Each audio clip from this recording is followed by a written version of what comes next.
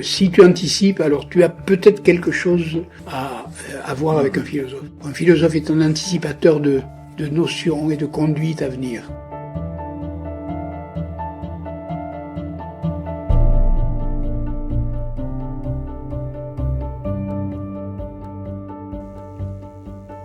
En 1521, lorsque débarquèrent sur le continent sud-américain quelques centaines de conquistadors espagnols, le roi aztèque Moctezuma demanda à ses conseillers quelle attitude adopter face à ses envahisseurs.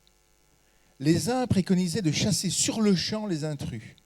Les autres préconisaient la prudence contre ces êtres qui semblaient disposer de pouvoirs divins avec leurs armures et leurs armes à feu.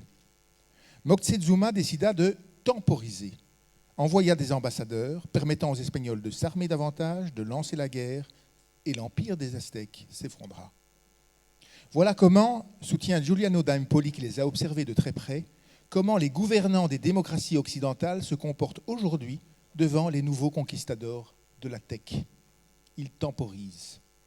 Confrontés à la foudre et au tonnerre d'Internet, je cite, des réseaux sociaux et de l'IA, ils se sont soumis dans l'espoir qu'un peu de poussière de fée rejaillirait sur eux. Et de livrer le témoignage de son expérience personnelle. Dit Giuliano, « Je ne saurais dire le nombre de fois où il m'est arrivé d'assister à ce rituel de dégradation.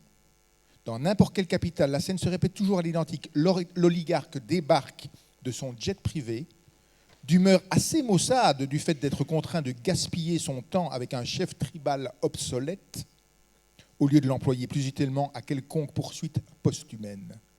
Après l'avoir accueilli en grande pompe sous les dorures, le politique consacre une bonne partie du bref entretien privé à la supplier de lui accorder un pôle de recherche ou un laboratoire de l'IA et finit par se contenter d'un selfie à la va-vite.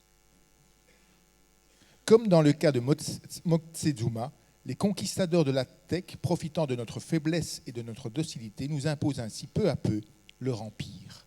Nous vivons, dit Giuliano da Empoli, à l'ère des nouveaux prédateurs. Les algorithmes, les IA et les réseaux sociaux sont leur nouvelle arme de feu. Mais que cherchent-ils à conquérir au-delà de notre attention?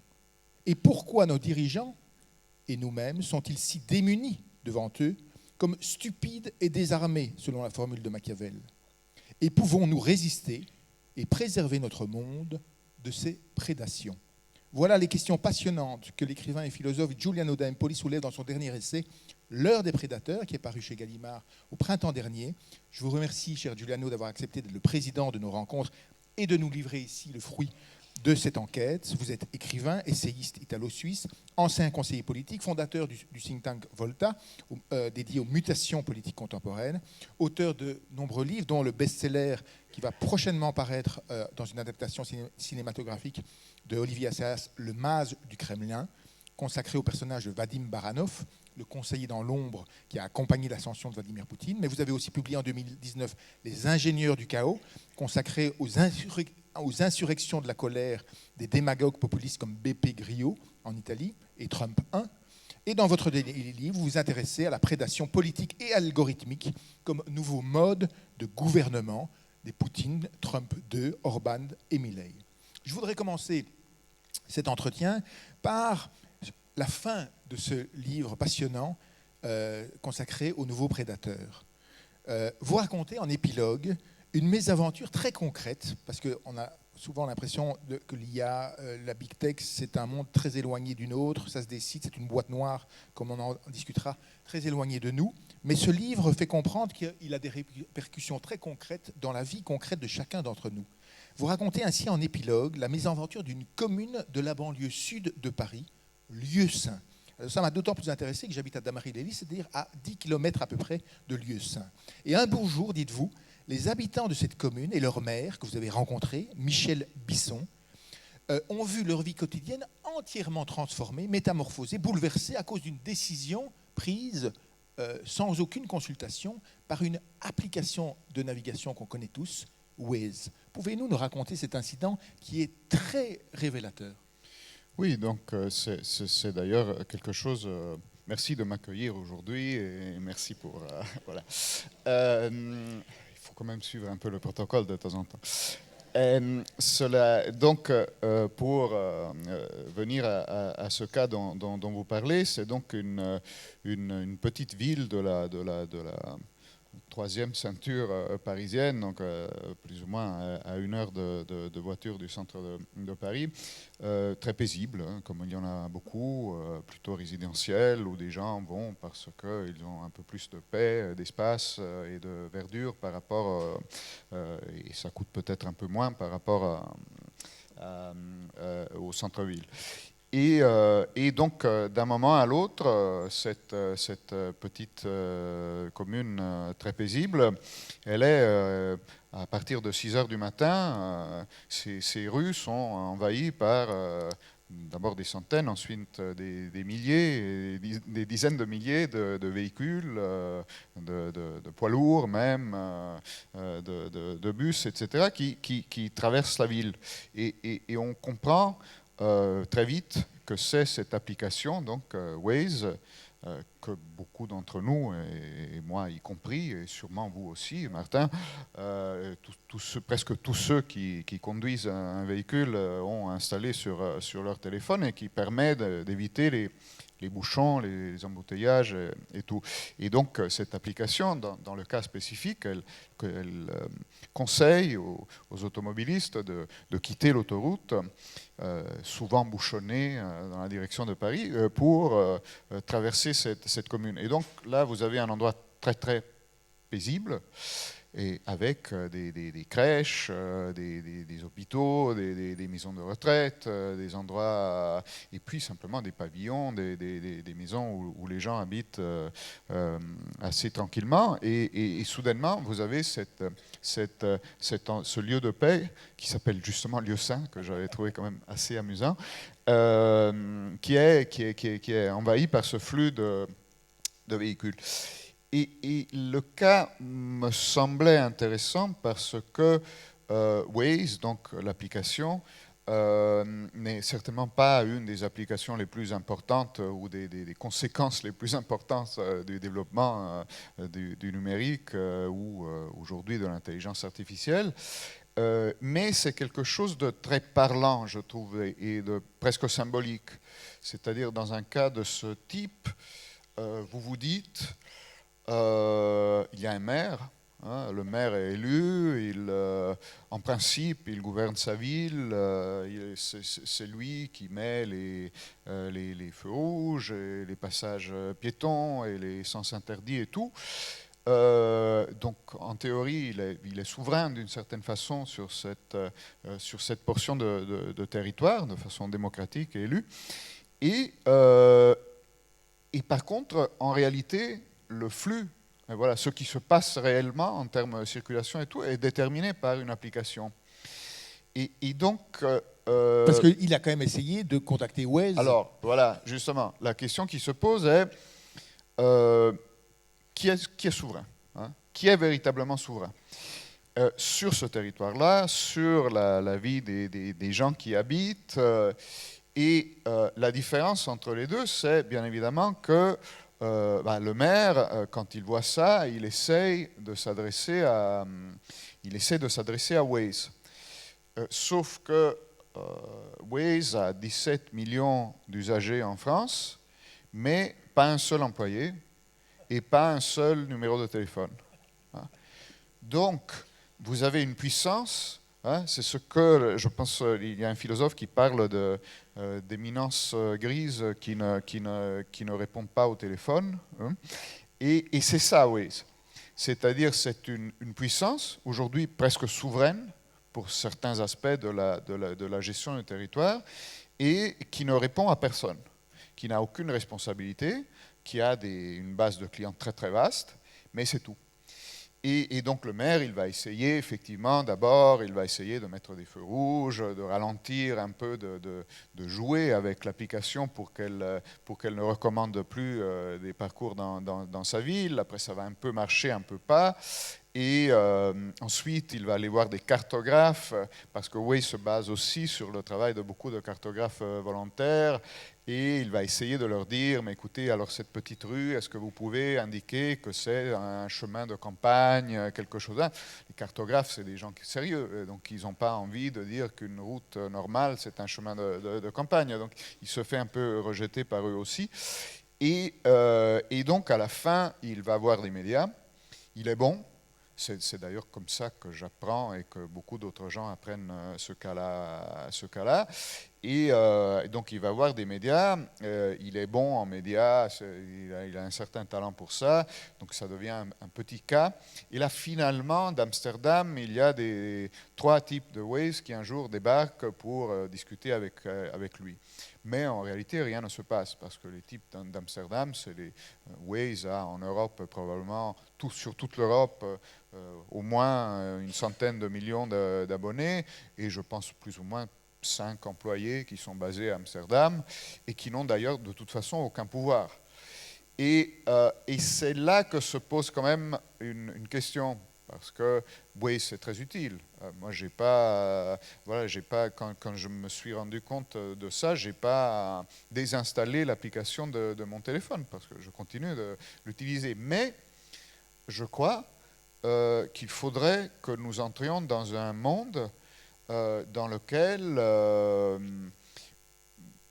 par exemple, dans le cas de Lieu-Saint ou de n'importe quelle commune, il pourrait y avoir quelques règles. Waze pourrait ne pas recommander à des milliers de chauffeurs de passer sur une route où il y a une crèche ou un hôpital ou un lieu qui est censé rester un peu protégé, un peu tranquille.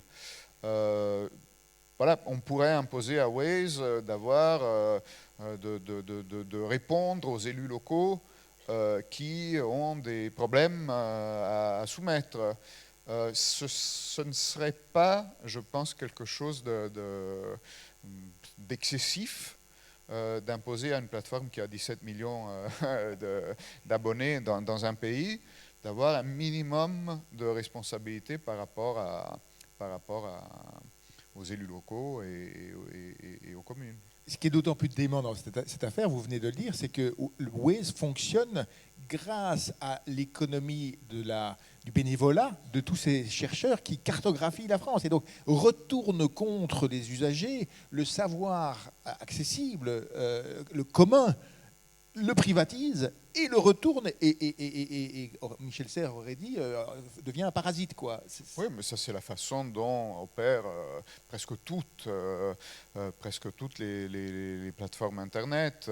C'est presque toujours ça. C'est des biens communs, c'est des données, c'est des connaissances, c'est des textes, qui sont appropriés, parfois légalement, mais le plus souvent, en réalité, même dans un état de flou juridique, c'est le moins qu'on puisse dire, et qui sont appropriés pour effectivement concentrer le pouvoir et nourrir de très très grosses machines et à terme générer des bénéfices considérables. Alors vous comparez l'impuissance du maire de Lieu-Saint face à Waze et notre impuissance face à de plus en plus nombreuses administrations qui nous invitent à solliciter leur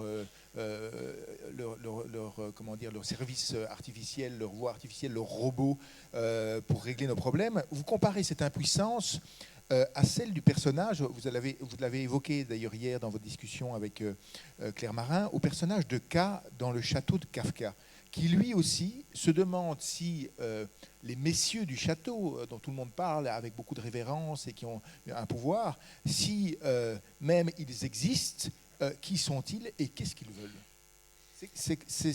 Nous sommes à l'âge où d'une sorte de surpuissant, désincarné, impersonnel, technologique.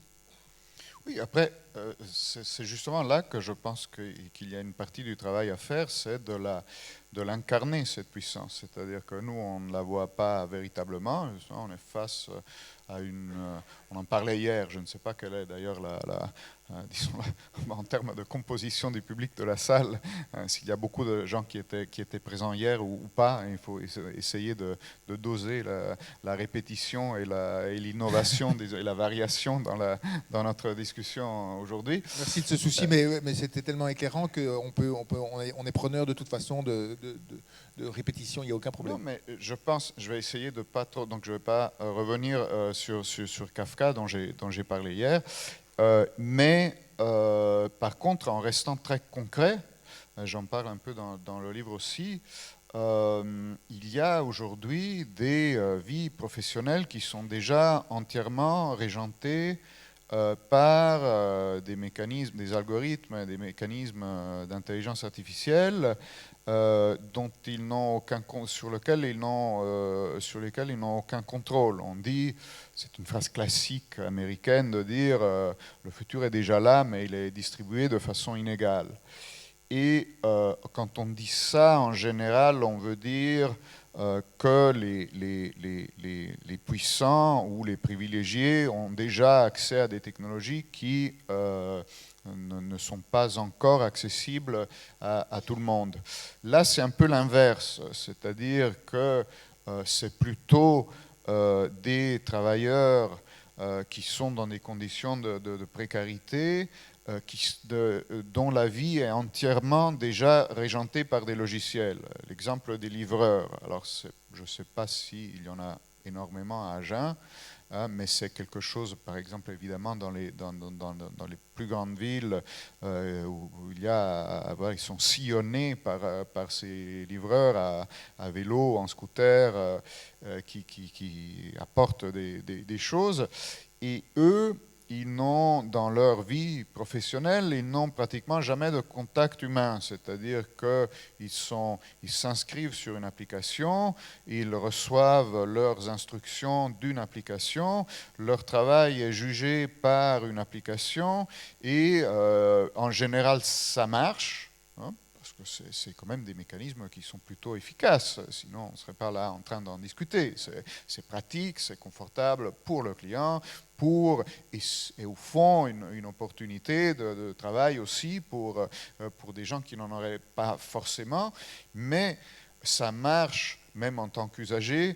Vous avez sûrement l'expérience de savoir que ça marche 95% des fois, ça marche très bien, et puis 5% des fois, non. Il y a quelque chose qui bague, il y a quelque chose d'inexplicable qui se produit. Au lieu de venir chez vous, le livreur, il va à l'autre bout de la ville. Enfin, il y a des choses de temps en temps qui se produisent. Alors, pour vous, en tant que client, bon, c'est embêtant, mais c'est mineur. Mais pour le livreur, du coup, quand il y a quelque chose qui ne marche pas, ben, c'est le château de Kafka. C'est-à-dire vous êtes véritablement dans un mécanisme sur lequel vous n'avez aucun contrôle et pas d'interlocuteur humain. Donc, tout ce que vous pouvez faire, à la limite, à un moment, après une heure d'attente, vous aurez peut-être au bout du fil quelqu'un qui est dans un call center, peut-être en Inde, et qui va essayer de gérer le problème, mais ça ne va pas forcément donner grand-chose. Et donc tout ça, c'est effectivement des mécanismes. Encore une fois, la question n'est pas d'être ludite. Ludite, ça veut dire donc détruire les machines. Donc d'être contre la technologie, c'est ridicule. On peut avoir parfois l'instinct, mais après, l'instinct, il passe vite, même au niveau individuel. Quand on sort d'ici, on se sert immédiatement de ces instruments-là. Donc, et je pense que malgré tout, d'ailleurs c'est une question intéressante qui a été posée à des étudiants. On a fait des recherches sur des lycéens et on leur a dit s'ils aimeraient, s'ils seraient disposés à renoncer aux réseaux sociaux, aux plateformes et tout ça. Et tous ont dit non. Mais s'ils étaient seuls à renoncer, Et alors que la plupart ont dit, si tout le monde s'en privait, moi je serais plutôt content de ne pas avoir ça. Donc, effectivement, mais de toute façon, au niveau individuel, ce n'est pas véritablement une option aujourd'hui.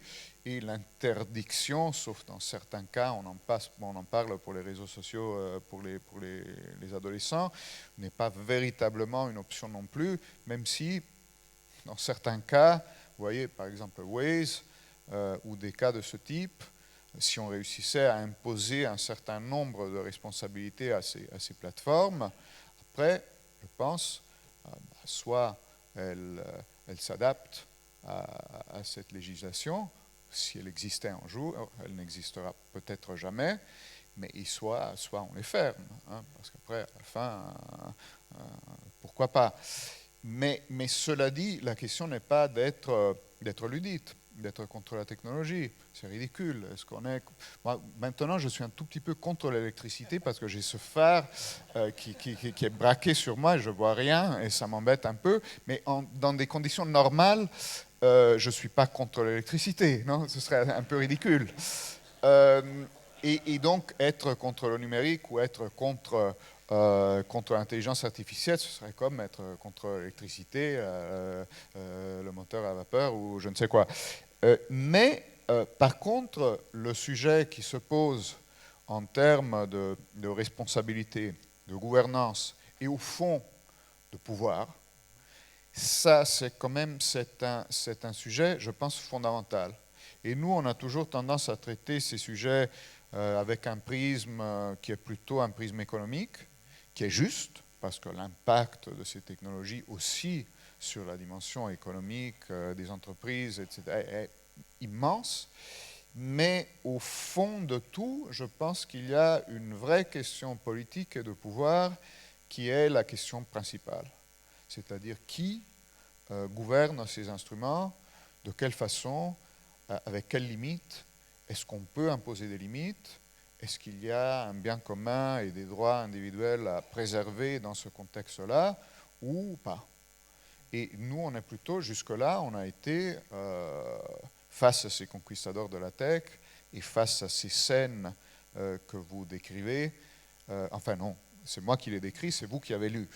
Mais moi, je la décris parce que je l'ai vécu, ça. Je l'ai vécu pendant des années, en conseillant des politiques, en étant dans certains...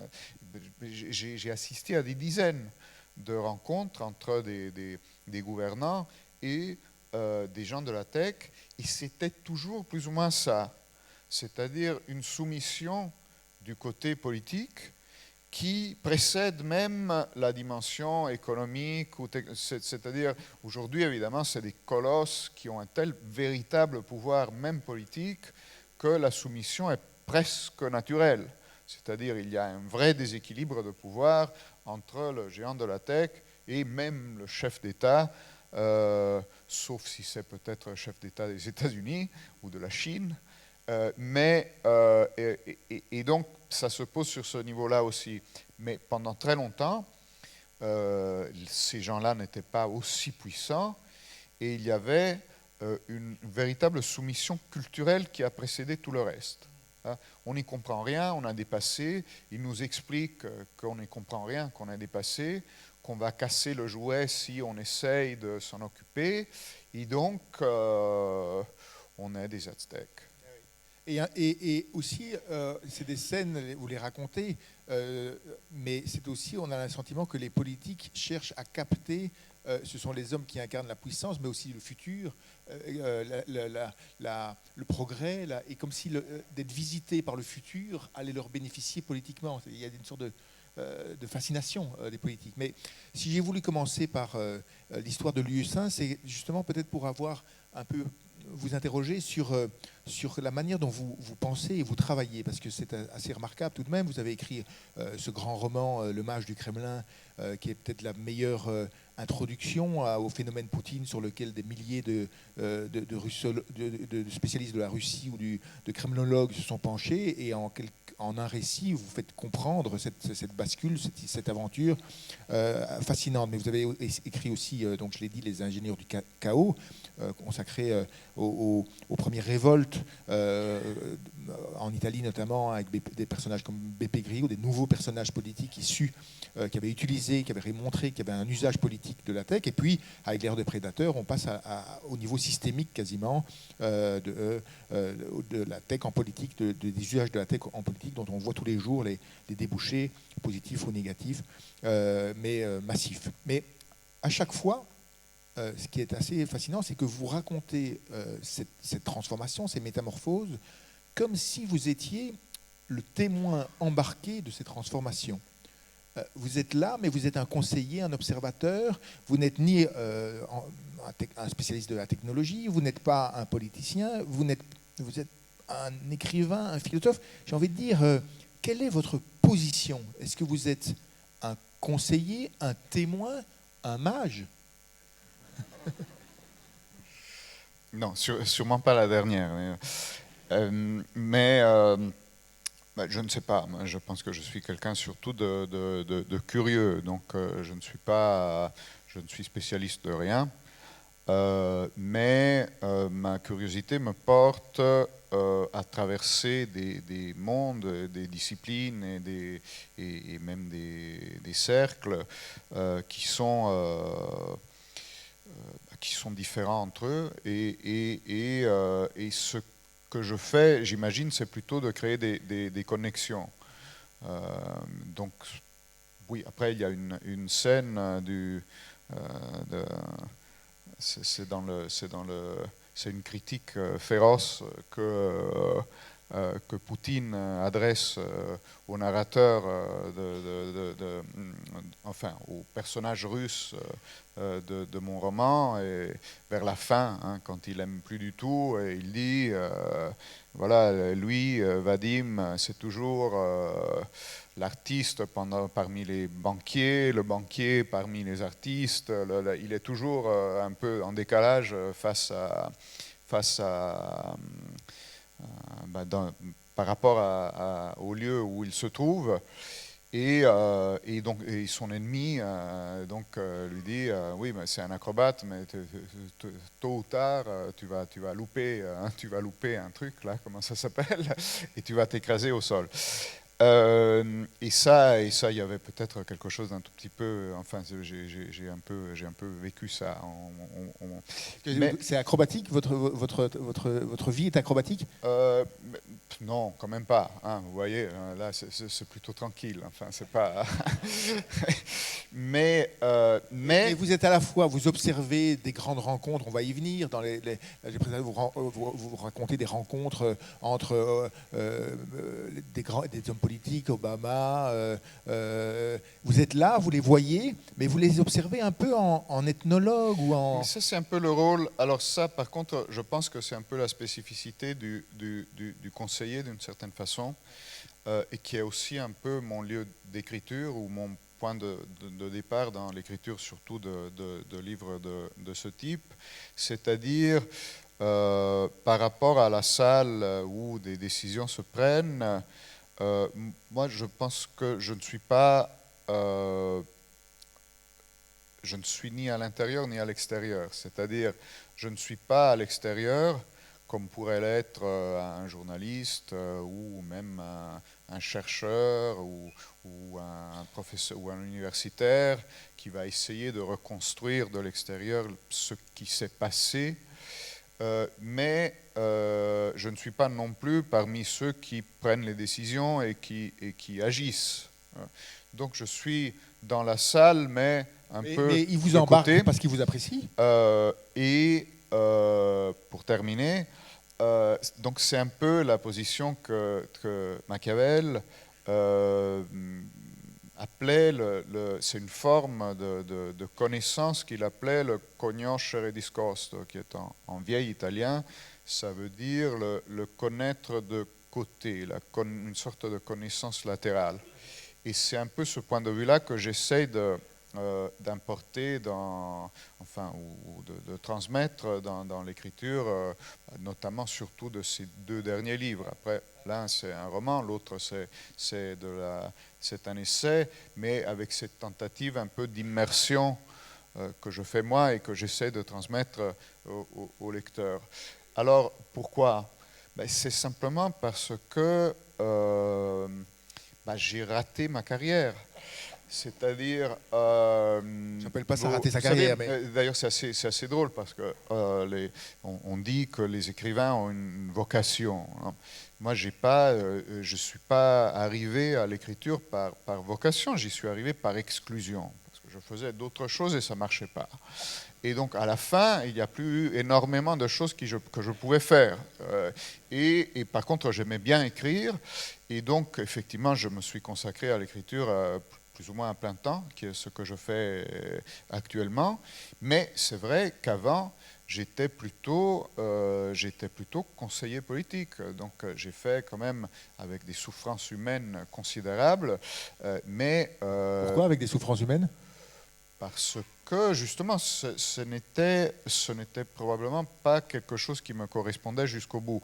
Alors, ça me correspondait en partie, parce que je pense que là aussi, le conseiller s'il est raisonnablement bon, a un caractère très différent du leader politique. Le leader politique, c'est quelqu'un qui est entièrement engagé dans son action. Ça peut être pour de bonnes ou de mauvaises raisons, ça peut être un narcissique, mais en tout cas, il a très très peu de distance, il ou elle, ont très peu de distance par rapport à leur action. C'est la seule façon, d'ailleurs, ils mènent une vie quand même qui est une vie à très très haute intensité, et donc ils sont dans ça, et avec une forme de paradoxe. Parce que pour devenir un leader, vous devez être bon, vous devez comprendre les gens qui sont autour de vous. Il faut, par exemple, moi si j'étais un leader politique, il faudrait, CIFAR serait de ce point de vue-là un peu un handicap, il faudrait que je sente un peu ce que le public a envie d'entendre, ce que je peux leur dire, qui va leur plaire, comment est-ce que je vais pouvoir les convaincre et tout ça. Et ça vaut dans tous les cercles. Hein, pour prendre le pouvoir, ce n'est pas que les politiques, c'est même dans une entreprise, même dans une carrière privée, même dans un journal, j'imagine, il faut être bon, un tout petit peu comprendre ce que les autres attendent de vous. Et puis, quand vous avez le pouvoir, vous perdez un peu cette faculté. C'est-à-dire, vous êtes plus concentré sur vous-même,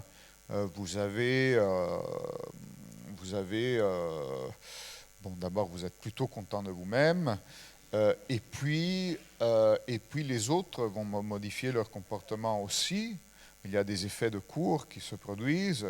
Ça a été très bien raconté, disons, par des générations de moralistes et d'auteurs de mémoires français à la cour de France pendant des siècles. Et donc, d'ailleurs, Chateaubriand parle, je ne me souviens plus de la formule exacte, mais il parle d'une sorte de nuage qui se forme autour de la tête des princes et qui les aveugle. Et ça a été confirmé aujourd'hui par des neuroscientifiques qui ont mesuré l'activité cérébrale de personnes en situation de pouvoir et qui ont vu qu'il y a certaines parties de leur cerveau qui sont moins actives que la normale. Et comme s'ils avaient eu un accident de voiture. Et c'est justement les parties qui sont responsables de capter les autres, de regarder les autres, les neurones miroirs, bon après je connais très peu justement, je suis un amateur dans tous les terrains, mais et donc c'est effectivement cette sorte de paradoxe du pouvoir qui fait que la qualité dont vous avez eu besoin pour prendre le pouvoir, vous la perdez quand vous l'avez. Et par rapport à ça, il y a quelques antidotes. Bon, l'antidote principal, c'est de ne pas laisser les gens au pouvoir trop longtemps. Hein. Mais non, parce que ça vaut évidemment dans les dictatures. Après, Poutine, ouais, c'est l'extrême de ça. Vous restez au pouvoir 25 ans dans un système autocratique, sans contre-pouvoir, forcément votre cerveau, il se transforme. Hein, même si ce n'était pas forcément le cas au début. Mais ça vaut dans une démocratie aussi. C'est pour ça qu'on ne garde pas les gens trop longtemps au pouvoir. On leur met des contre-pouvoirs pour essayer d'avoir des garde-fous. Il y a toutes sortes d'antidotes. Même une famille est un très bon antidote. Si vous êtes au pouvoir, vous rentrez chez vous et vous avez une épouse ou un époux ou des enfants qui vous traitent comme un imbécile quelconque, ça fait du bien parce que ça permet de sortir un peu de cet envoûtement que vous aurez sinon de façon...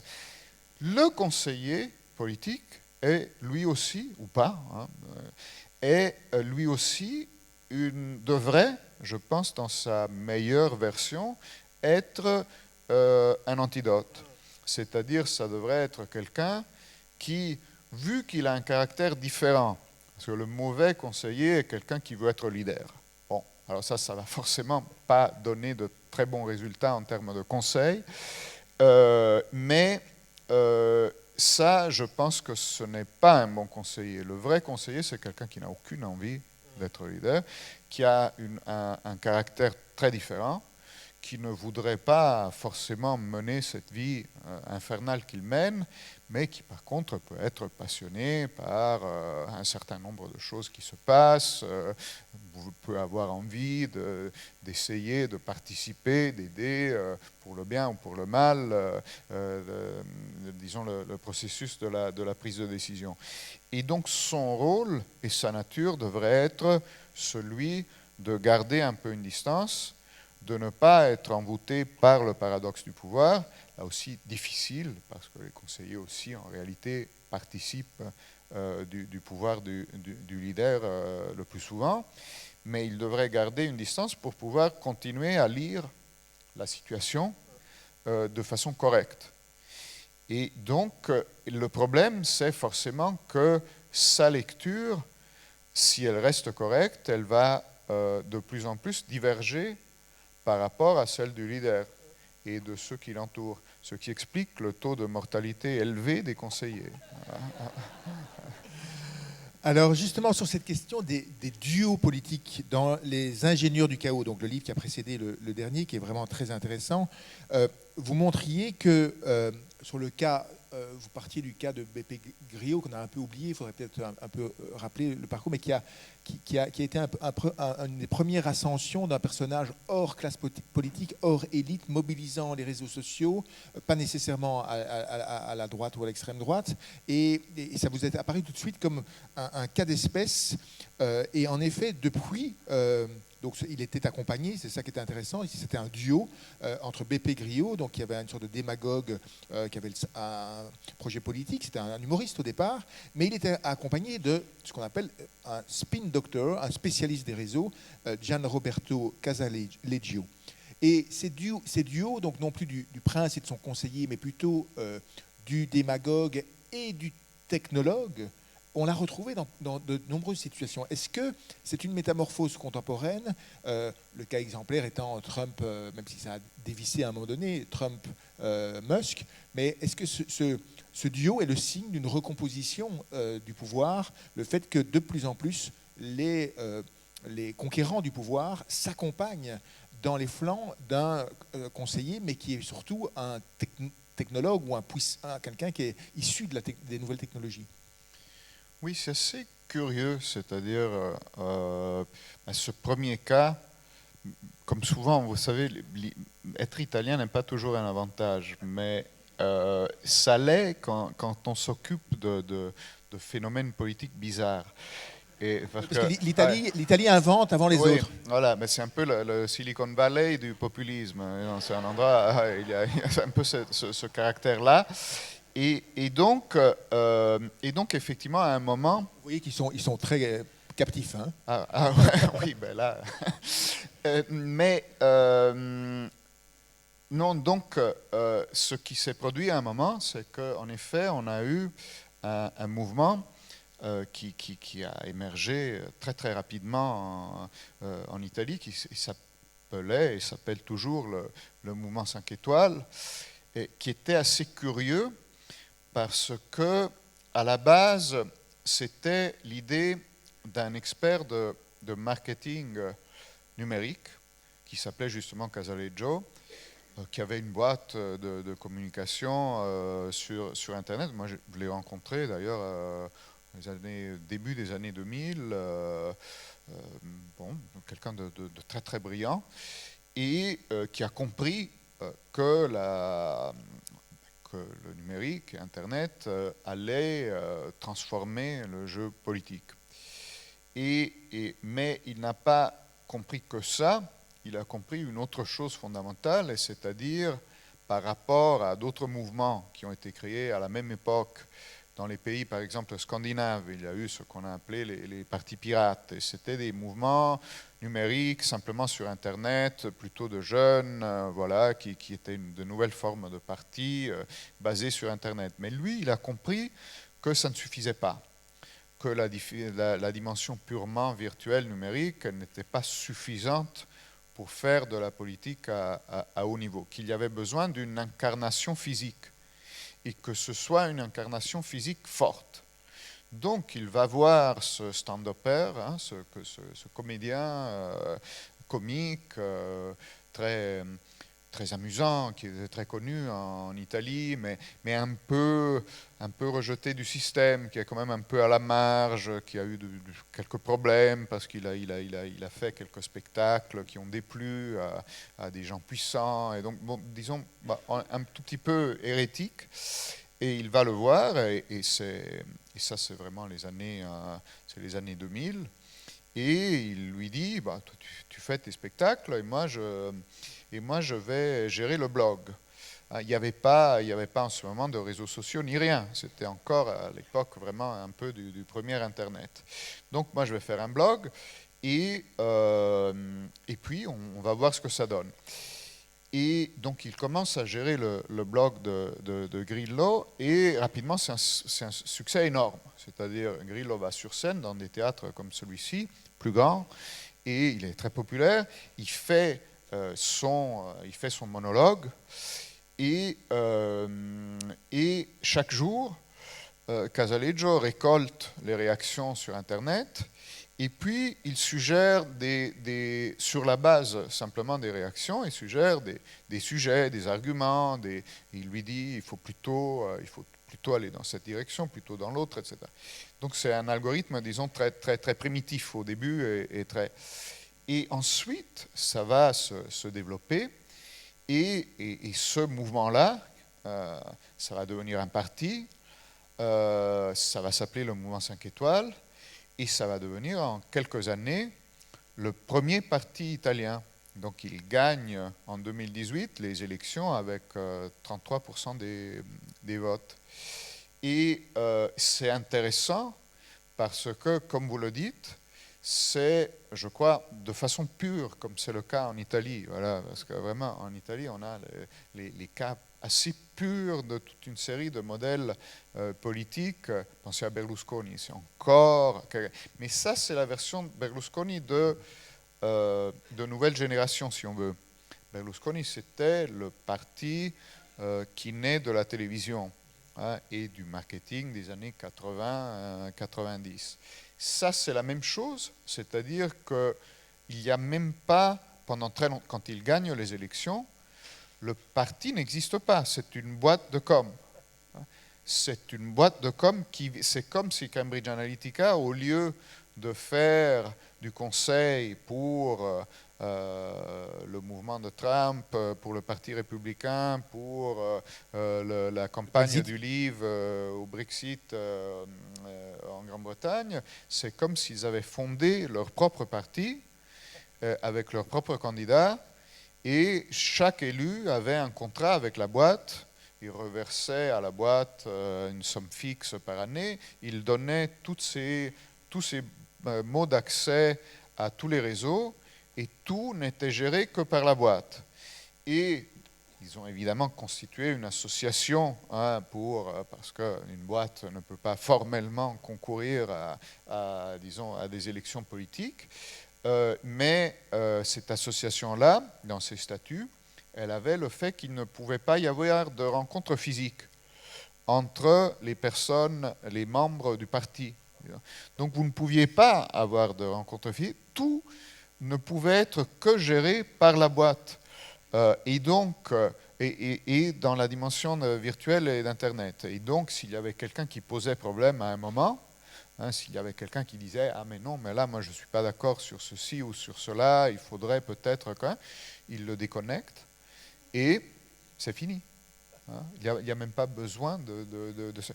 Donc c'est quand même quelque chose d'assez extrême et d'assez particulier, mais ce schéma-là, sous des formes différentes, je pense qu'on le retrouve un peu partout aujourd'hui, en tout cas dans beaucoup de contextes, où vous avez à chaque fois une incarnation physique, un leader.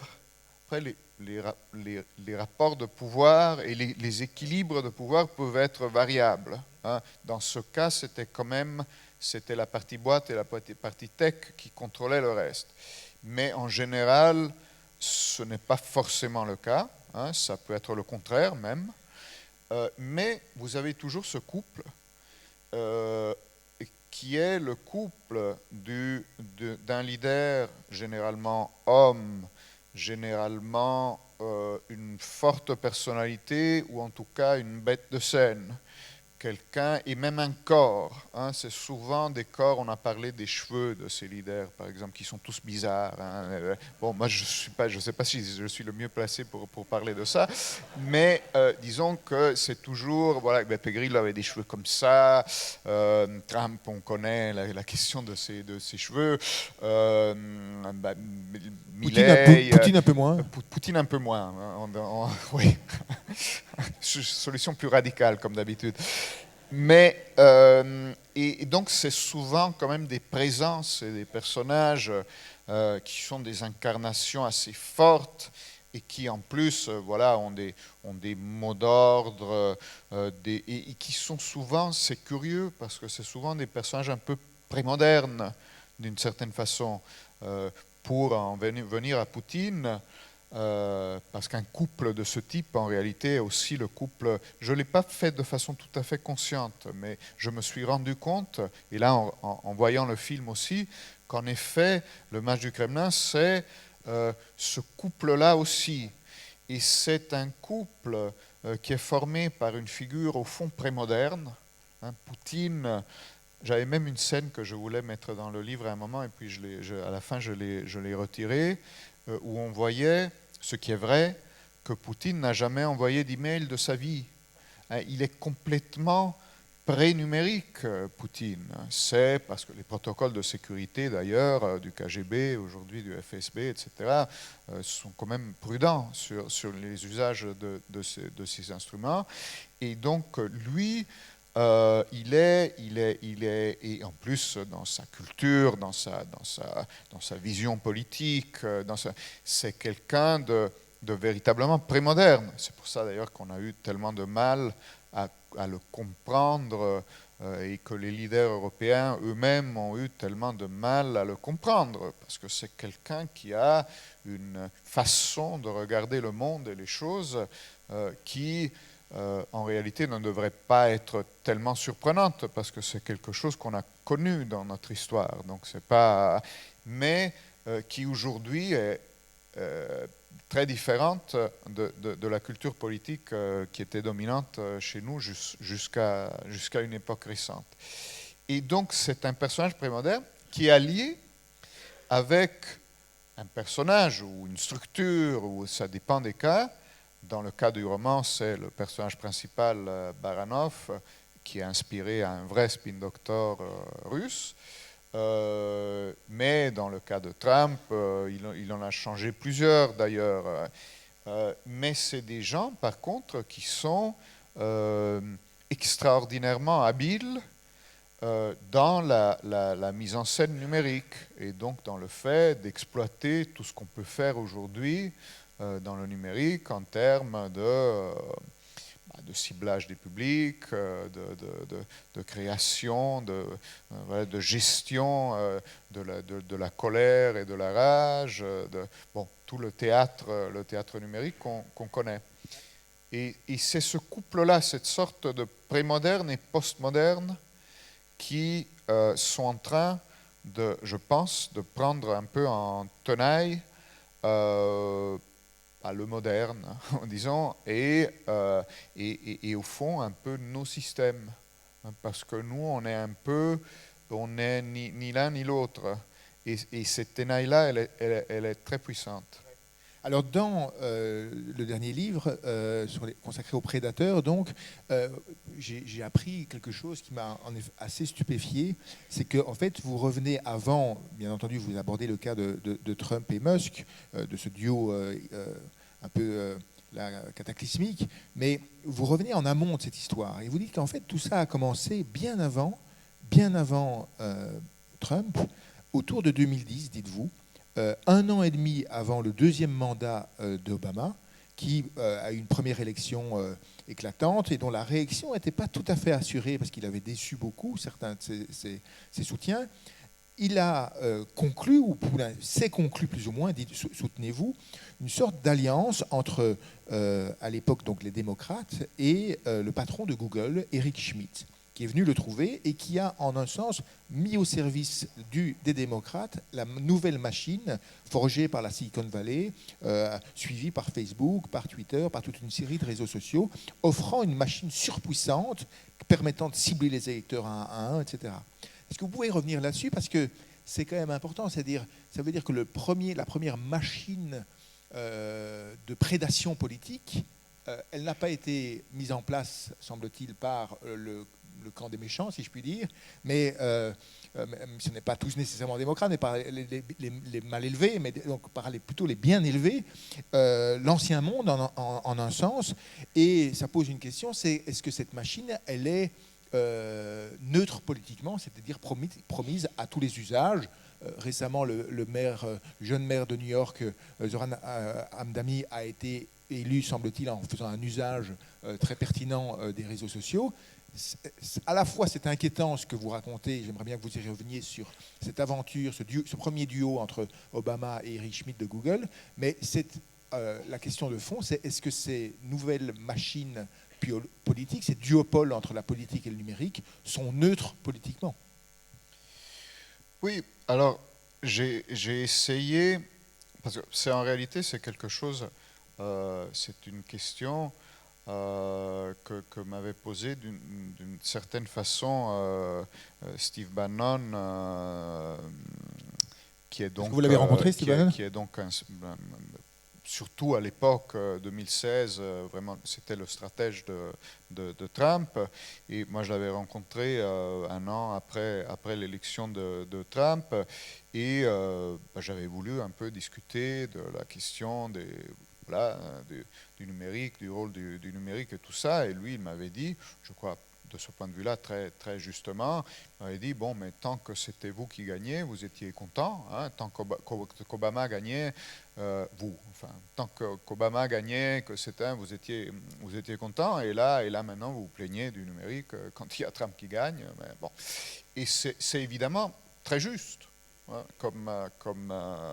comme commentaire, et ça reporte d'ailleurs au fait que bien avant l'usage qu'en a fait Trump et qu'en ont fait les républicains, bien avant le couple Trump, Elon Musk et tous les autres, il y a eu le couple Obama-Eric Schmidt, et même avant, ça commence bien avant, enfin tout ça, l'essor du numérique se fait à partir du début des années 90. Là, vous avez à la Maison-Blanche Bill Clinton et Al Gore. Et c'est eux qui posent en 96 le premier principe, qui sera ensuite le principe de toute la régulation, ou plutôt la non-régulation de la tech, qui est le fait que les plateformes n'ont aucune responsabilité par rapport au contenu qu'elles véhiculent. C'est une loi américaine de 96. Et en ce moment-là, d'ailleurs, ça a un certain sens. C'est-à-dire, c'est quelque chose de encore au tout début. Vous avez plutôt envie que ça se développe. On voit très bien le potentiel d'Internet et de tout ça. Et donc, on a plutôt envie de leur laisser un peu la possibilité de se développer. Bon, Al Gore va ensuite déménager dans la Silicon Valley et gagner des centaines de millions en faisant du venture capital tech dans une boîte qui fait ça. Hein. Bon. Et là aussi, c'est, si vous voulez, la première émergence de quelque chose qui va se répéter des dizaines et des centaines de fois, où vous avez quand même une proximité, même en termes d'intérêt et de vie professionnelle, qui pose quelques problèmes. Hein. Ça va se répéter énormément de fois. Mais ma question n'est pas une question, voilà, en plus je ne crois pas, encore une fois, je crois que la corruption elle existe, mais le phénomène n'est pas un phénomène de corruption, c'est simplement que Obama va s'appuyer énormément évidemment sur la tech. Première élection, un mouvement, j'imagine que la plupart d'entre vous s'en souviennent. Moi j'étais très enthousiaste à l'époque, comme je pense beaucoup d'eux, c'est-à-dire on voyait quand même le potentiel des réseaux sociaux, de la tech pour faire émerger de nouvelles personnalités, de nouveaux candidats, de nouveaux mouvements, de nouvelles voix et tout ça.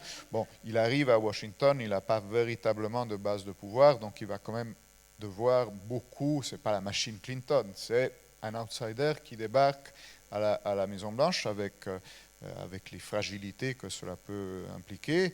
Donc il va beaucoup s'appuyer sur le secteur de la tech qui est son principal allié, jusqu'à la réélection de 2012, où en effet, dans des circonstances où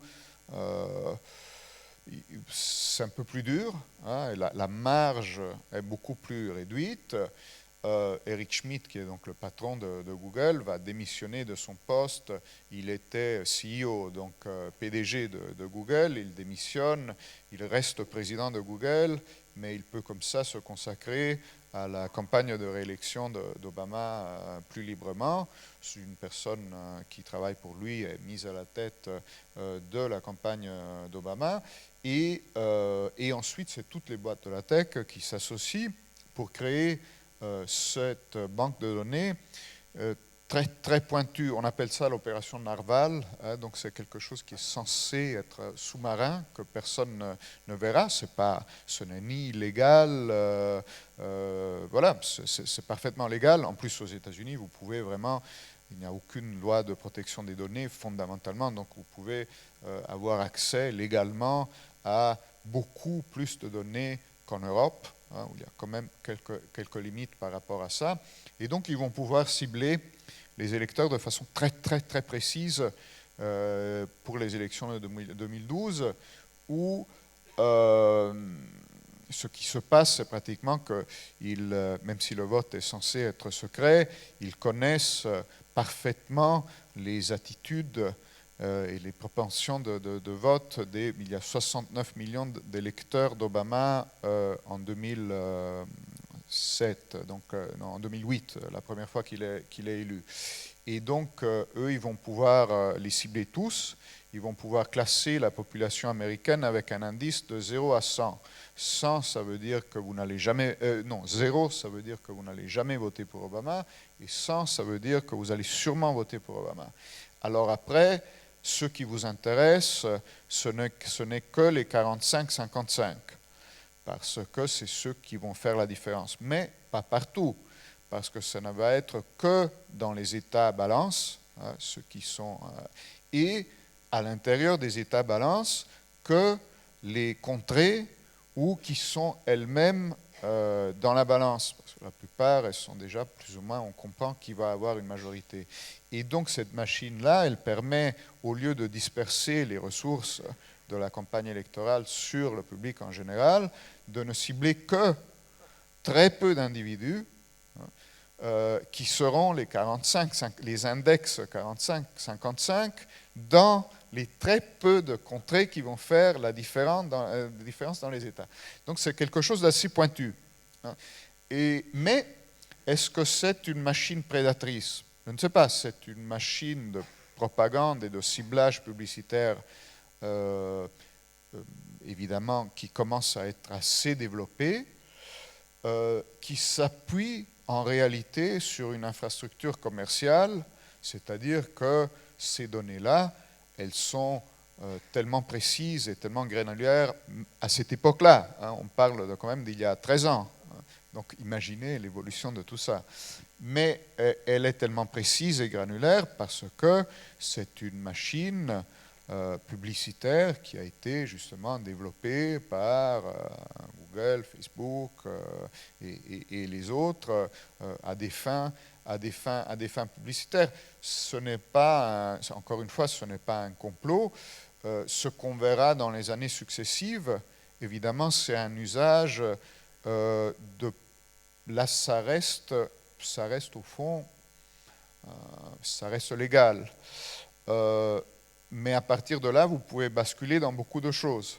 C'est-à-dire si vous pouvez cibler les gens de façon tellement précise, vu que les gens, il y en a certains qui changent d'idée, mais la bataille électorale, surtout dans un contexte qui est de plus en plus polarisé, hein, elle se joue plutôt aux États-Unis sur le fait d'encourager vos supporters à aller voter et de décourager ceux qui ne sont pas vos supporters d'aller voter. Et c'est là que ça devient problématique. Et il y a la campagne Trump de 2016 fait massivement usage de ça, où on cible les électeurs adverses pour chacun de la meilleure façon, hein, avec le bon message, pour les décourager. Donc on ne va pas leur dire votez Trump parce qu'ils ne vont pas le faire. Mais on va essayer de les décourager d'aller voter en 2016 pour Hillary, avec toutes sortes de messages très ciblés selon les publics, qui vont plutôt leur donner envie de rester chez eux. Ils ne vont pas aller voter Trump, mais ils ne vont pas aller voter pour leur candidat naturel.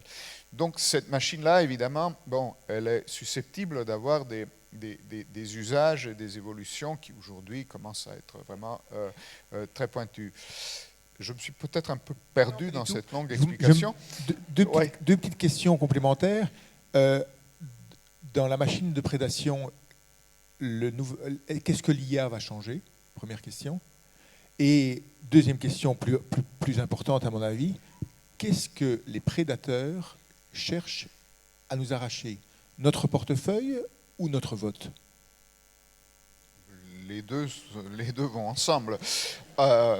Mais quelle était la première question? Vous m'avez distrait avec cette deuxième question très percutante. L'IA, par rapport à ce que vous dites, ouais. Il y a quand même un nouvel étage avec l'IA. Qu'est-ce que ça va changer à cette machine nouvelle de ciblage intelligent? Ça l'améliore de façon... Alors, c'est déjà très sophistiqué. Ça dépasse déjà depuis, je pense, assez longtemps notre capacité de compréhension. Hein. C'est-à-dire qu'on en parlait hier, justement, cette interface que nous avons tous dans nos poches, qui nous guide dans notre vie quotidienne tellement de façons différentes. Je pense qu'on croit plus ou moins la maîtriser, mais on ne la maîtrise pas du tout. On ne sait pas du tout, c'est une boîte noire pour nous déjà aujourd'hui.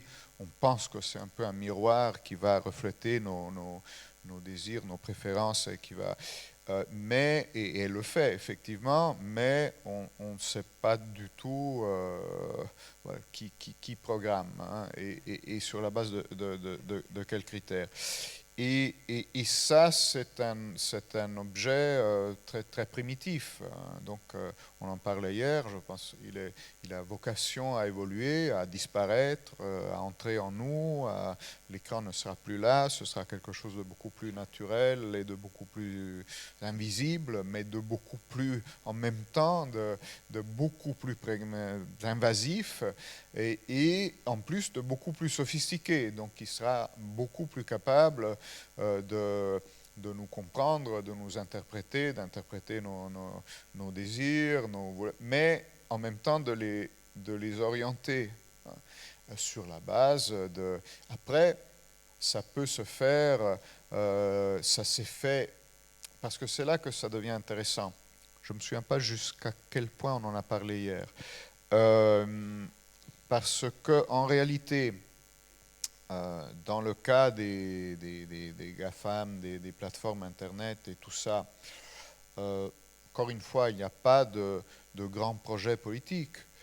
Il y en a quelques-uns des acteurs de la tech avaient dès le départ des idées politiques très claires. Bon, on en a parlé hier, d'ailleurs d'autres ont parlé de Peter Thiel ici et quelques autres. Mais sinon, la généralité, même des grands acteurs de la tech, ne sont pas des idéologues politiques. Ce sont des gens qui sont des passionnés de technologie parfois, sont sûrement des gens qui avaient envie et qui ont gagné énormément d'argent, etc. Et donc la machine qu'ils construisent n'est pas au départ une machine politique.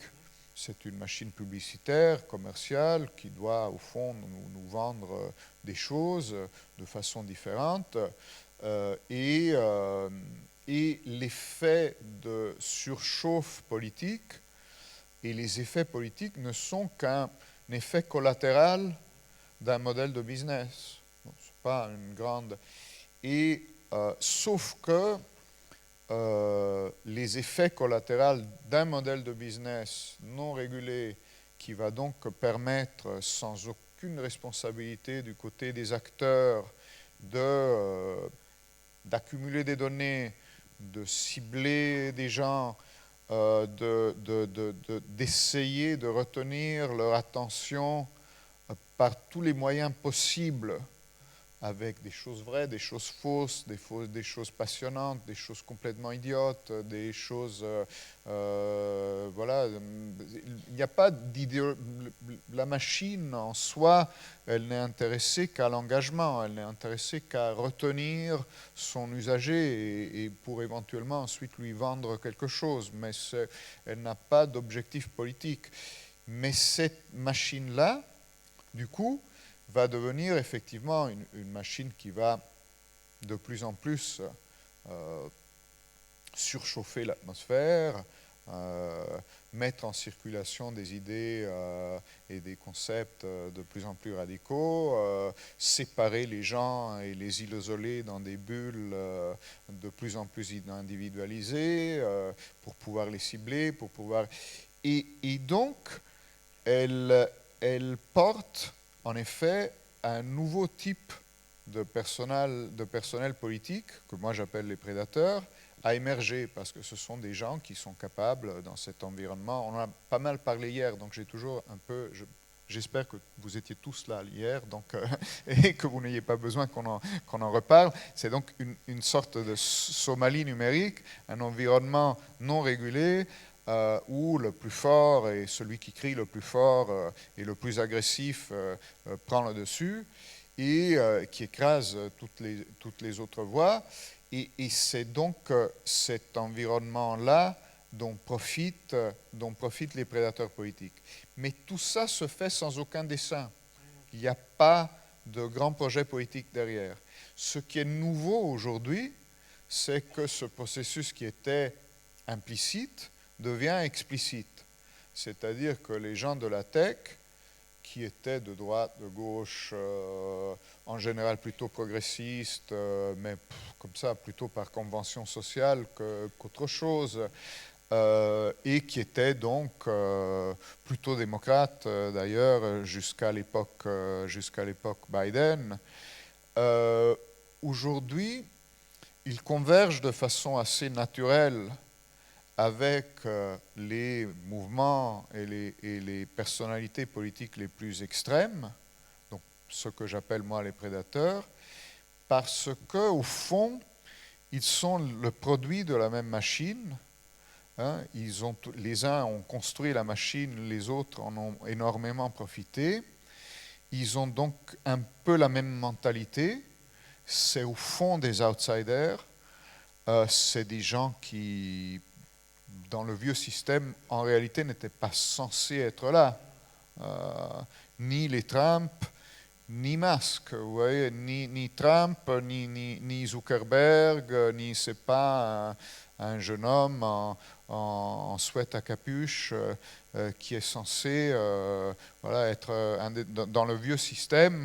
Non, le pouvoir est plutôt distribué d'une façon différente.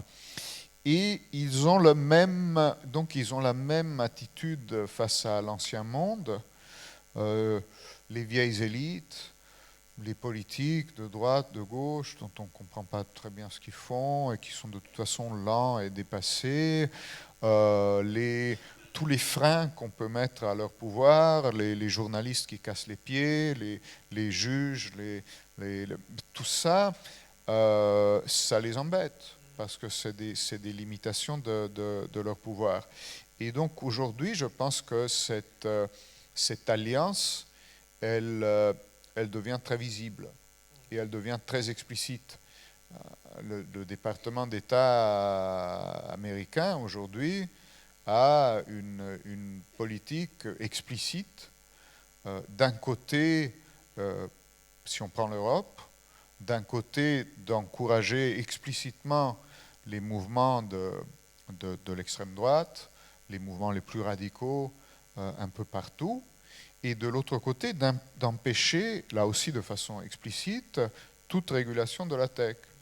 Et tout ça, c'était implicite avant. Alors, pas l'encouragement des mouvements d'extrême droite, ça c'est nouveau, hein, c'est pas quelque chose que le gouvernement américain faisait avant, mais la partie tech, elle existait déjà. On savait déjà, il y avait des gens, ce qu'on appelle une moral suasion, hein, une sorte de gentille pression qui faisait que disons, les Européens, les États et même l'Union européenne n'étaient pas véritablement encouragés par le gouvernement américain à réguler les grandes plateformes de la tech. Mais ça se jouait sur le plan d'une diplomatie qui laissait encore des marges.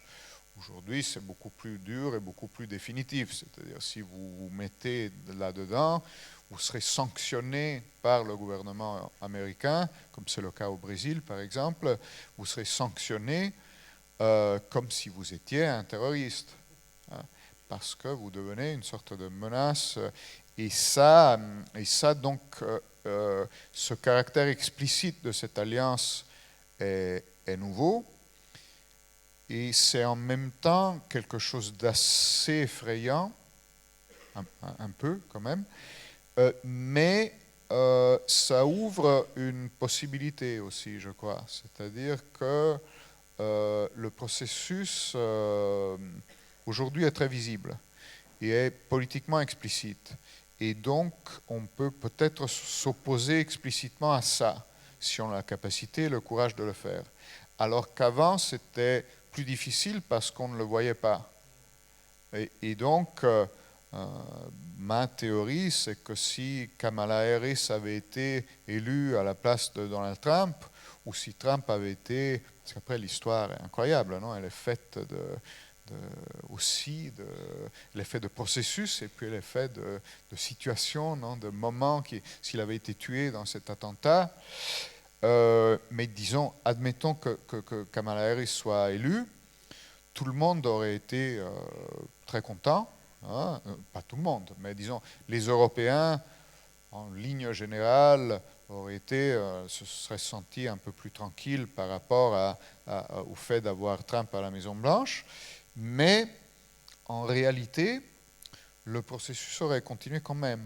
Hein, c'est-à-dire que j'aurais pu écrire, d'ailleurs mon livre ce dernier a été bouclé avant l'inauguration de Trump. Donc il était déjà réélu, mais il n'avait pas commencé tout ça.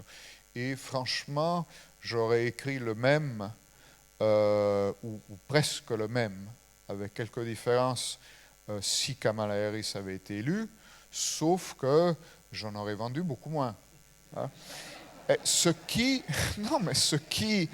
je pense, au-delà de l'aspect personnel de la question, qui me tient à cœur, comme vous pouvez l'imaginer, mais ce qui, quand même, veut dire que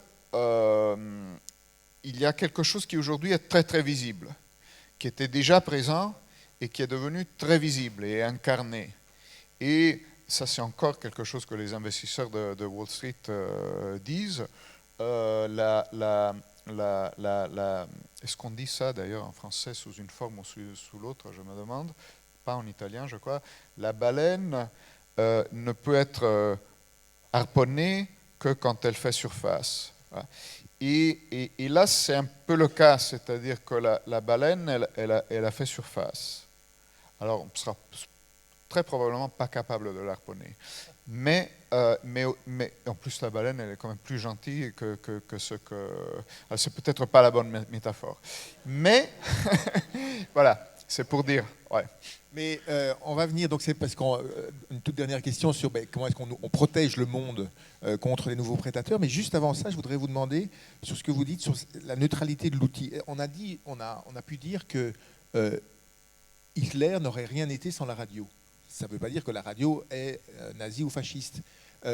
Est-ce qu'on peut dire de la même manière que si les réseaux sociaux, le nouveau modèle des algorithmes produisent des phénomènes comme Trump ou BP Grio, est-ce qu'il y en a un usage civique? Est-ce qu'il y en a un usage comme de la radio? Oui, tout à fait. Hein. Mais pas...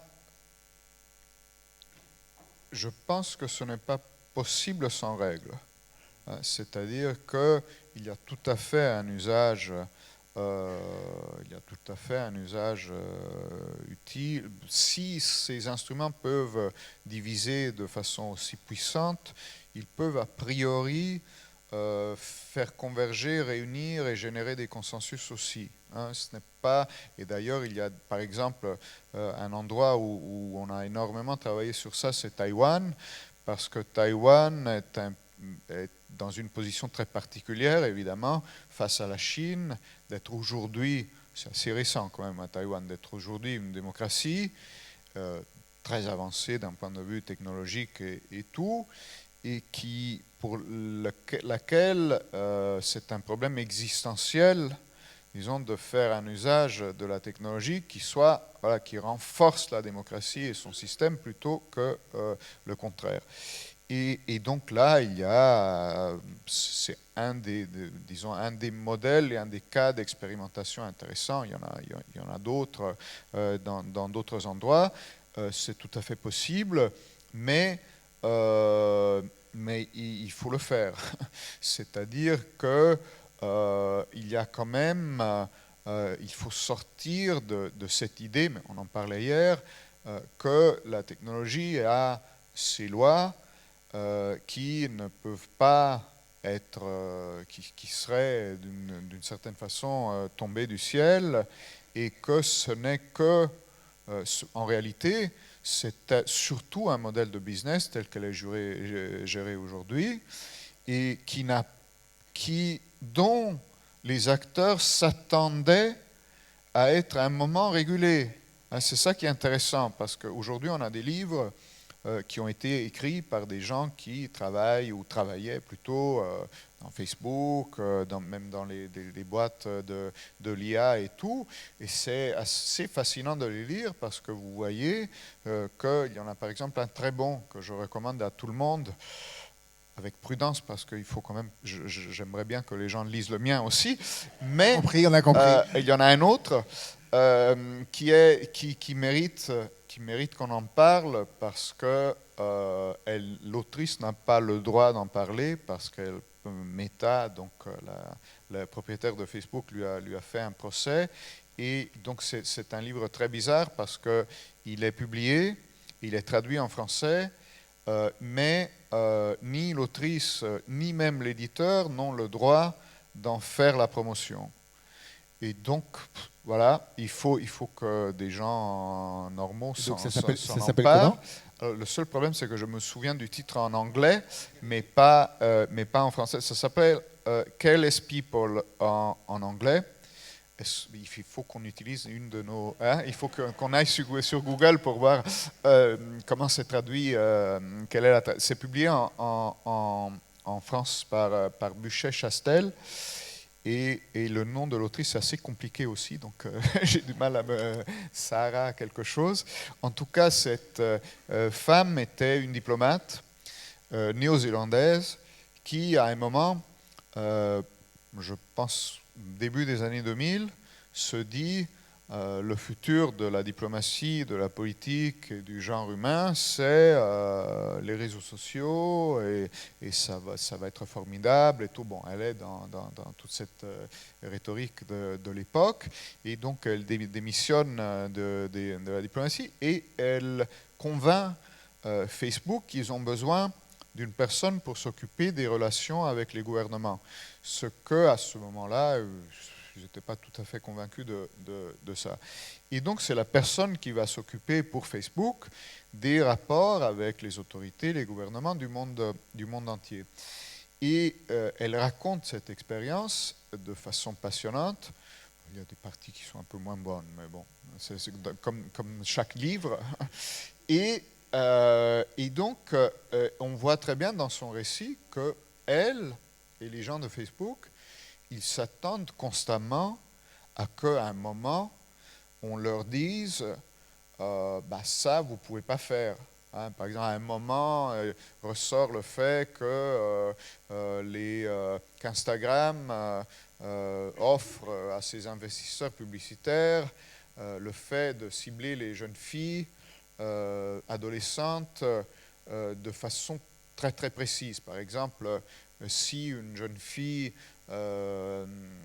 poste un selfie sur Instagram et le retire tout de suite après, ça veut dire qu'elle est dans une situation un peu d'insécurité. Enfin, elle se sent mal dans sa peau, elle a peut-être eu des réactions négatives, elle n'est pas... Et donc, c'est le moment de la cibler avec des produits cosmétiques, avec des pilules amincissantes, avec toutes sortes de produits qui vont la trouver dans un état de vulnérabilité. Et ça fait partie de l'offre commerciale normale des réseaux sociaux. Il y a des dizaines de choses comme ça, mais je dirais même des centaines d'offres de ce type, des milliers.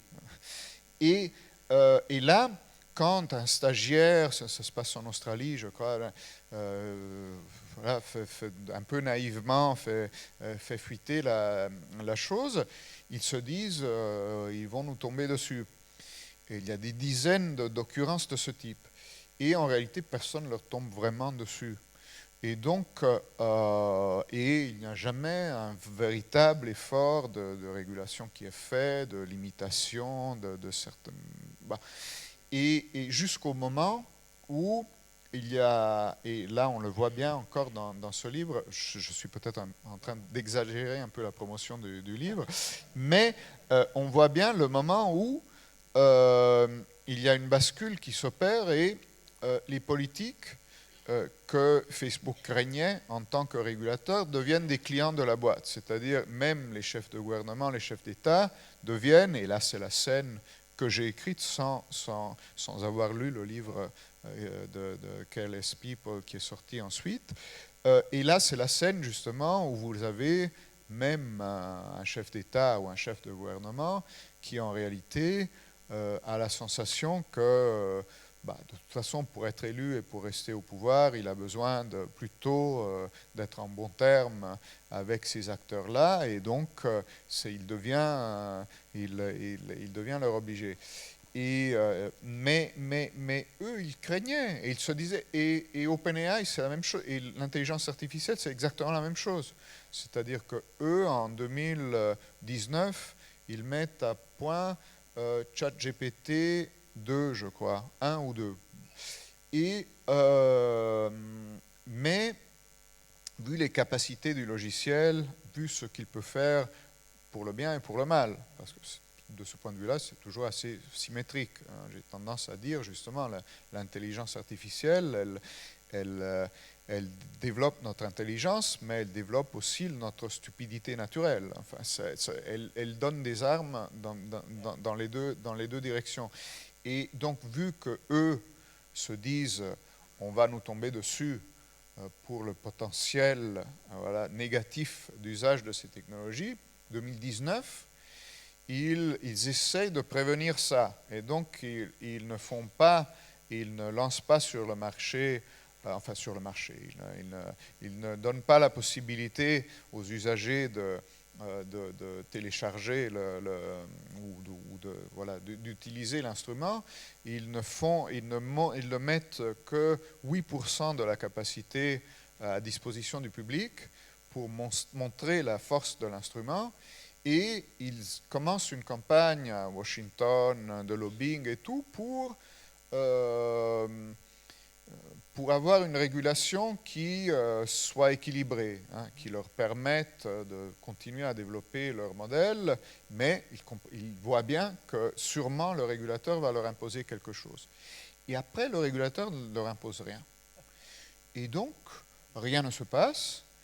Et donc, en réalité, voilà, à partir de ce moment-là, ils y vont.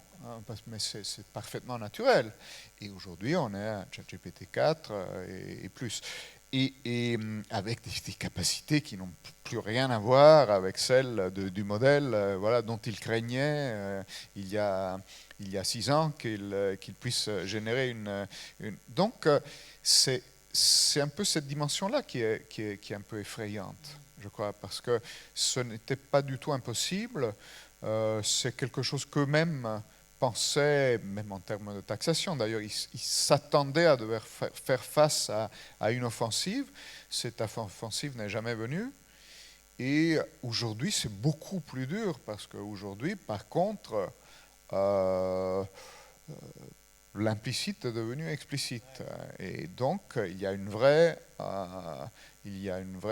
Quiconque voudrait... Aujourd'hui, l'Europe est sommée, même les règles qu'elle a déjà, le DSA, le DMA, etc., même ces règles qui ne sont pas suffisantes, mais qui sont bonnes, et qui vont dans la bonne direction sur les réseaux sociaux, par exemple, en imposant une forme de transparence, de responsabilité et tout, eh bien, même ces règles-là, nous sommes sommés de ne pas les appliquer par la Maison-Blanche, de façon explicite, sous peine de sanctions. C'était le sens de ma toute dernière question. La place de l'Europe là-dedans, on a le sentiment qu'entre les embardés de Poutine, les TikTok, la Chine qui nous envoie TikTok, c'est-à-dire qui régule chez elle mais envoie TikTok en Europe, et les États-Unis qui veulent déréguler, l'Europe doit absolument réguler la chose, mais est-ce que son grave handicap, c'est qu'elle n'a pas d'outils, c'est-à-dire elle régule l'outil des autres. Elle régule les machines des autres. Et est-ce que le défi, ce ne serait pas de produire des machines qui ont ces capacités, mais qui ont une orientation plus civique que TikTok ou X ou... Mais ça, je pense que c'est vrai, et il ne faut pas se mentir. En plus, je pense que tout ça, il faut être capable de l'encadrer dans un discours qui ne soit pas un discours simple. On est perdant si on n'est que dans la dimension punitive, et c'est ce qu'on nous reproche d'ailleurs en dehors de l'Europe et même à l'intérieur de l'Europe, d'être dans cette posture comme ça, punitive, régressive, et qui au fond ne fait que nous ralentir encore plus et nous mettre hors jeu encore plus. Donc je pense qu'il y a un élément à voir là-dedans, mais les deux choses sont liées. C'est-à-dire, prenez la Chine, encore une fois, qui n'est pas un modèle positif, mais qui est quand même un cas intéressant parce que c'était un endroit où, il y a quelques années, les mêmes dynamiques qui sont à l'œuvre partout, elles se développent là aussi. Donc vous avez des acteurs de la tech qui deviennent très puissants, qui développent des plateformes, qui ont un rôle considérable. Et là, le gouvernement chinois, qui est un gouvernement autoritaire et donc qui donc pense avant tout à préserver son propre pouvoir et son propre contrôle sur la société chinoise, eh bien, ils sont face à un dilemme parce qu'ils voient bien que ça leur échappe et qu'à terme, ils risquent donc, puisque ce n'est pas qu'une machine économique, mais c'est un espace public et un enjeu de pouvoir, ils voient bien que s'ils laissent développer tout ça, ça risque de leur échapper. D'autre part, ils ont évidemment besoin de développer la technologie, l'innovation et la croissance, et c'est même existentiel pour eux, d'ailleurs aussi pour pouvoir garder le pouvoir. Et on leur dit, si vous régulez ça, vous reprenez le contrôle, vous mettez les gens de la tech en prison, vous mettez des règles, vous foutez dehors les Américains, vous allez avoir des problèmes en termes d'innovation et de développement. Bon, ils le font quand même, parce que l'enjeu de pouvoir est pour eux plus important que le reste. Et donc ils le font, et ce qui se passe, eux ils le font pour préserver leur système. Mais ce qui se passe, c'est que leur système d'innovation, il y a quelques obstacles à surmonter, on l'a vu avec les puces, etc. Mais ils continuent à se développer et ils développent des ressources internes qui sont bien évidemment encore plus importantes et plus fortes que celles qu'elles auraient eues si les plateformes, s'ils avaient fait rentrer les plateformes américaines. Et donc là, par exemple, en Europe, si vous vouliez aujourd'hui développer un réseau social ou des réseaux sociaux, alors peut-être c'est même pas l'idée, parce qu'il y a une tendance aujourd'hui qui dit que les réseaux sociaux c'est mort, qu'il y a plutôt d'autres choses qui sont en train d'en prendre la place. Mais bon, ils sont quand même encore très présents dans nos vies. Si vous vouliez développer des modèles de réseaux sociaux européens qui seraient donc développés par des entrepreneurs ou des fondations. Après, dans chaque cas, le modèle peut être différent. Il n'y en a pas qu'un seul, avec quelque chose qui serait moins toxique, simplement en termes de santé mentale même. Parce que ce n'est pas une question, je pense que là aussi, quand on parle des ados et tout, on retombe, on va là-dedans, plus que dans des problématiques politiques. Si vous voulez faire ça, vous avez besoin d'introduire une règle toute simple qui existe aujourd'hui dans la loi européenne, mais d'une façon telle qu'elle n'est pas véritablement appliquée et qu'on ne contraint pas les plateformes à l'appliquer, qui est la portabilité. C'est-à-dire vous devriez avoir le droit en sortant d'un réseau social, d'emporter avec vous tout ce que vous y avez mis. Tous vos contacts, tous vos amis, tous vos échanges, tous vos contenus, tout ce que vous... Parce que c'est la seule condition pour que, évidemment, pour quelqu'un qui est depuis des années sur Facebook, sur Instagram, sur X, etc., c'est la précondition pour imaginer qu'on puisse en développer un autre, migrer, et qu'il y ait quelque chose de collectif qui se met en place et qu'on ait nous-mêmes une alternative satisfaisante. Moi, je suis sur X, et bon, je me justifie moi-même en me disant que je dois y être pour étudier et comprendre, non, mais surtout un peu pour comprendre ce qui s'y passe, mais je me mens un peu à moi-même aussi. En réalité, j'y reste aussi parce que j'y suis depuis 2007, Et que donc voilà, il y a quand même quelque chose, une sorte d'archive presque que je perdrais si j'en sortais. Et j'ai encore beaucoup de gens qui sont là avec lesquels j'échange. Et donc vous devez, si vous voulez développer le secteur européen de ça, vous devez quand même réguler aussi. Et vous devez imposer cette portabilité. Et ça, c'est déjà une bataille, c'est-à-dire essayer de faire ça et vous verrez quelle sera la réaction des boîtes de la tech et du gouvernement américain en même temps.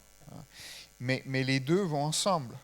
Et c'est d'ailleurs, une régulation stupide, évidemment, elle décourage l'innovation. Mais une régulation intelligente, là aussi, c'est un lavage de cerveau de dire que ça décourage l'innovation. Est-ce que le feu rouge a découragé le développement de l'automobile? Mais j'aurais plutôt tendance à penser le contraire. Hein. Et pourtant, le feu rouge, il arrive bien évidemment après le développement de l'automobile. Et le premier feu rouge électrique à 3 couleurs est installé à Detroit. 1920-22, donc la patrie de l'industrie automobile, ben c'est là aussi qu'on introduit le feu rouge quelques années plus tard, parce que, bon, ça va permettre de développer la chose de façon un peu plus sûre. On a commencé par Waze, on termine par les feux rouges. Merci beaucoup, Giuliano. C'était programmé dès le début. Hein. C'était vraiment passionnant. Merci d'avoir pris le temps. Oui, merci. Merci.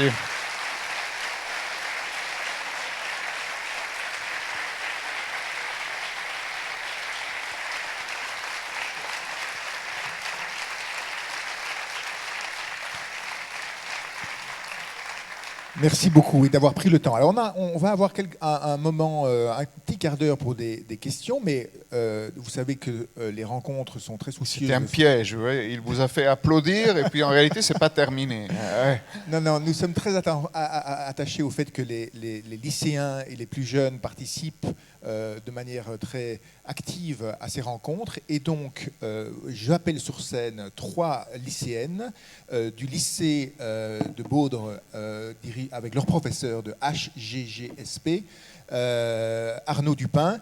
J'appelle donc Alice Joret, Agatha Sempe et Chloé Ranis pour venir, parce qu'elles ont travaillé la pensée de Giuliano d'Empoli et elles vont lui poser 3 questions avant que vous puissiez éventuellement soulever quelques questions.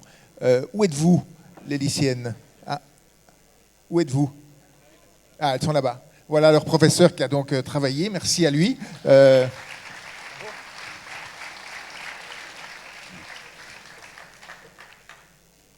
Peut-être vous pouvez nous dire quel était votre travail et puis après on fera place aux questions. Bonjour à tous. Alors, j'avais pas vraiment de plan préétabli parce que mardi à 13h58, je n'étais pas encore sûr d'intervenir sur la scène. Et puis, j'ai demandé à mes élèves à 14h si... donc, je leur ai parlé de Giulio d'Empoli et je leur ai demandé est-ce que vous êtes motivés pour venir parler sur scène à Ducournau. Et j'ai trois mains qui se sont levées spontanément. Bon, j'avais lu quand même Les Ingénieurs du Chaos, Le Match du Kremlin et L'Heure des Prédateurs, donc je savais un petit peu ce qu'on pouvait faire. J'ai trouvé une interview de 20 minutes qui pouvait être exploitée en classe. Donc j'ai 30 élèves qui ont travaillé sur une interview que vous aviez fait en société, où vous parliez de L'Heure des Prédateurs et vous avez un deuxième extrait sur l'IA, où vous disiez qu'il ne fallait pas dire merci à Siri, me semble-t-il. Et donc on a travaillé là-dessus. On a travaillé aussi sur le dernier chapitre de L'Heure des Prédateurs sur Waze et sur Uliosin. Et à partir de ça, donc, ils ont trouvé... Donc on les a divisés en groupes. Chaque groupe a trouvé 3 questions. Ensuite, j'ai demandé à chaque groupe de synthétiser pour en avoir qu'une seule question. Et à partir de ces 5 ou 6 questions, on en a fait 3. Et donc, à 16h, j'étais soulagé parce qu'on avait fait en 2 heures, on était devenus tous des spécialistes de Giulio d'Empoli. Donc, c'est une compétence douteuse. Et donc, je vais laisser aux élèves le loisir de poser les questions. Donc bonjour, je m'appelle Alice Jauré, donc je suis en classe de première à De Bodre. Et du coup, vous avez été conseiller politique vous avez été conseiller politique de Matteo Renzi, donc Premier ministre entre 2014 et 2016. Vous avez aussi assisté aux prémices du chaos avec Donald Trump qui a été élu en 2016. Du coup, on se demandait quelle méthode vous utilisez pour écrire vos livres en trouvant du coup ce juste équilibre entre conseiller politique et écrivain, parce que quand vous écrivez, vous devez garder une certaine distance quand même entre ce que vous vivez et l'écrivain que vous êtes. J'y vais. Les politiques, quand ils ne veulent pas répondre à une question, ils en prennent plusieurs. Mais c'est une tactique classique. Mais alors, je vais par contre essayer de répondre à votre question brièvement. Je pense qu'il y a deux choses. La première, c'est que aujourd'hui, déjà depuis un certain temps, je n'ai plus d'activité professionnelle de conseil ou de relation avec n'importe qui, y compris aucun politique. Je pense qu'on peut effectivement, on ne peut raconter au fond ces histoires-là un peu le pouvoir que si on en est sorti. Sinon, vous n'allez pas être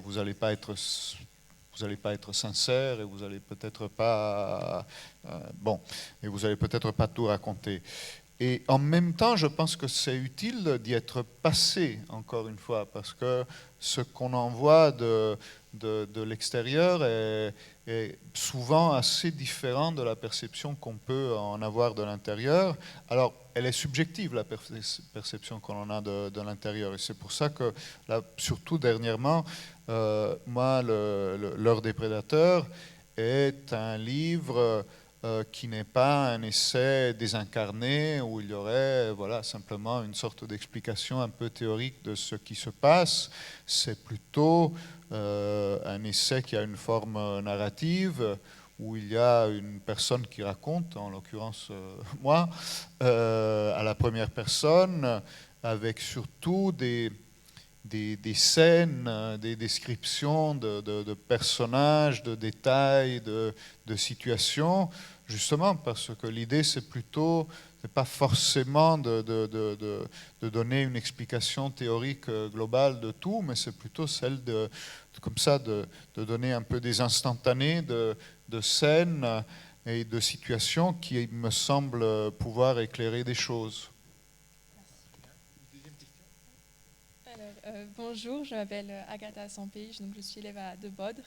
Et je voulais vous poser donc une question, puisque aujourd'hui les discours rationnels et organisés ont un nombre de vues bien inférieur aux tweets et aux rugissements de ceux que vous nommez les prédateurs. Donc de quelle arme doivent se saisir les démocraties pour acquérir une audience sur les réseaux sociaux ?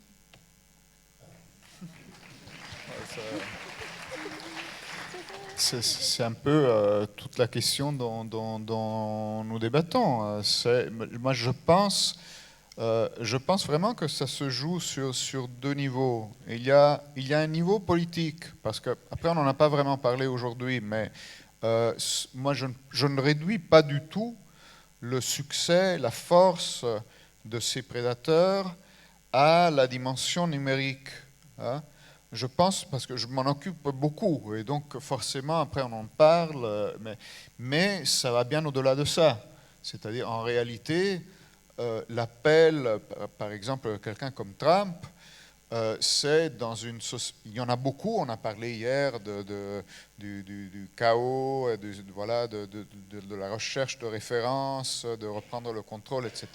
Il y en a beaucoup. Moi, un élément qui me semble très important, c'est ce fait qu'on vit dans des sociétés qui donnent l'impression d'être bloqués, dans lesquels on ne peut rien faire, dans lesquels on peut voter à droite, à gauche, il ne se passe rien, les problèmes restent les mêmes, ils empirent même.